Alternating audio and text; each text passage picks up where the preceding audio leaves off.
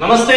గత 10 ఏళ్ల తర్వాత తెలంగాణ రాష్ట్రంలో ముఖ్యంగా కాంగ్రెస్ పార్టీ అధికారంలో రావడం, అలాగే కాంగ్రెస్ పార్టీని అధికారంలో తేవడం, 65 స్థానాల్లో కూటమితో కలిపి 65 స్థానాలలో కాంగ్రెస్ పార్టీ ప్రభుత్వం ఈ రోజు గెలవడం జరిగింది.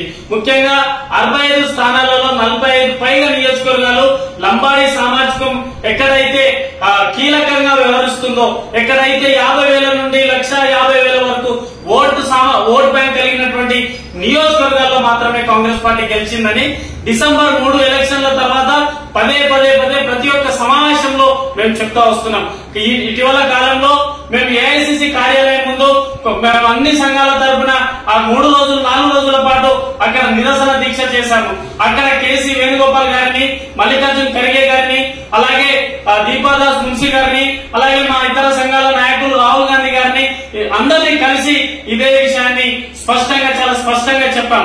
లంబాడి సామాజిక వర్గం ఎంత కీలక పాత్ర పోషించింది అనే విషయాన్ని రాహుల్ గాంధీ గారి దృష్టికి, కేసీ వేణుగోపాల్ దృష్టికి చాలా స్పష్టంగా తీసుకెళ్లడం జరిగింది. ముఖ్యంగా ఈ రోజు నేను నల్గొండ జిల్లాకు నల్గొండ జిల్లా చరిత్ర చెప్పగలుగుతున్నా.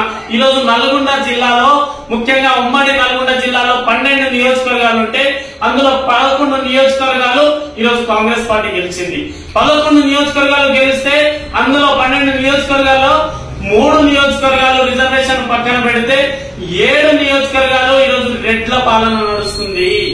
ఉమ్మడి నల్గొండ జిల్లా వ్యాప్తంగా మొత్తం రెడ్ల పాలనే. ఈ రోజు మీరు చూసుకోవచ్చు, ఉత్తమ్ కుమార్ రెడ్డి ఈ రోజు హుజూర్ నగర్ నుంచి వ్యవహరిస్తున్నారు. అలాగే కోదాడ నుంచి ఉత్తమ్ పద్మావతి రెడ్డి గారు, తర్వాత నల్గొండ నుంచి కోమటిరెడ్డి వెంకటరెడ్డి గారు, తర్వాత పక్కనే మునుగోడుకు వస్తే కోమటిరెడ్డి రాజగోపాల్ రెడ్డి గారు, అలాగే పక్కకు వస్తే మిర్యాలగూడ లక్ష్మారెడ్డి గారు, అట్లనే పక్కకు వస్తే మన నాగార్జున సాగర్ జయవీర్ రెడ్డి గారు, ఇలా చెప్పుకుంటూ పోతే 7 నియోజకవర్గాలలో రెడ్ల సామాజిక వర్గం. భువనగిరిలో అనిల్ కుమార్ రెడ్డి గారు. 7 నియోజకవర్గాల్లో రెడ్డి సామాజిక వర్గం కీలక పాత్ర పోషిస్తుంటే, అటువైపు పార్లమెంట్ లో నల్గొండ పార్లమెంట్ లో రఘువీర్ రెడ్డి గారికి ఈరోజు 5 లక్షలకు పైబడి లంబాడి సామాజిక వర్గం కావచ్చు, ఎస్సీ ఎస్టీ బీసీ సామాజిక వర్గం కావచ్చు, చాలా కీలక పాత్ర పోషించింది అనే విషయం అందరికీ తెలుసు.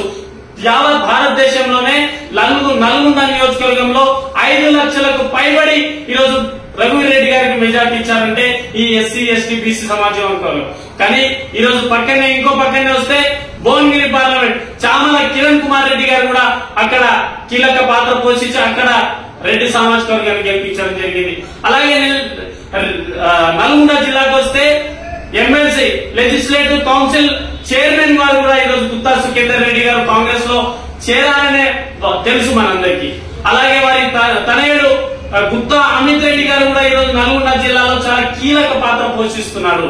అలాగే తర్వాత ఇంకా పదవులకు వస్తే డిసిసిబి చైర్మన్ కుంభం శ్రీనివాస్ రెడ్డి గారు ఈరోజు కోఆపరేటివ్ బ్యాంక్ చైర్మన్ గా ఉన్నారు. తర్వాత డిసిబి చైర్మన్ గారు, తర్వాత వెంకటరెడ్డి గారు, బొల్లం వెంకటరెడ్డి గారు డిసిఎంఎస్ చైర్మన్ గా వ్యవహరిస్తున్నారు. మరి ఇక్కడ అన్ని పదవులు సూర్యాపేటకి వెళ్తే దామోదర్ నరసింహారెడ్డి గారు ఏం చెప్తే అదే శాసనం అవుతుంది.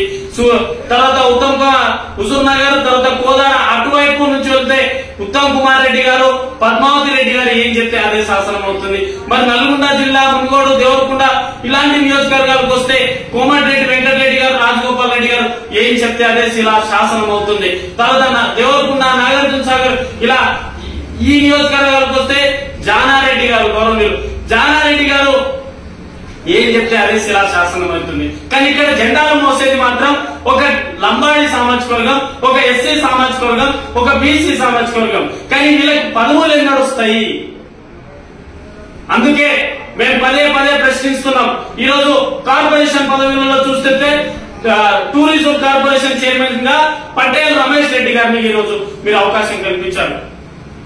ఈ రోజు మొత్తం ఉమ్మడి నల్గొండ జిల్లా చూసుకుంటే లంబాడి సామాజిక వర్గానికి చెందినటువంటి ఓటు బ్యాంకే 4 లక్షలకు పైబడి ఉంటే ఈ రోజు గెలవడానికి కీలక పాత్ర పోషించినటువంటి అయితే ఈ రోజు 10 సంవత్సరాల నుంచి జెండాలు మోస్తూనే ఉన్నారు.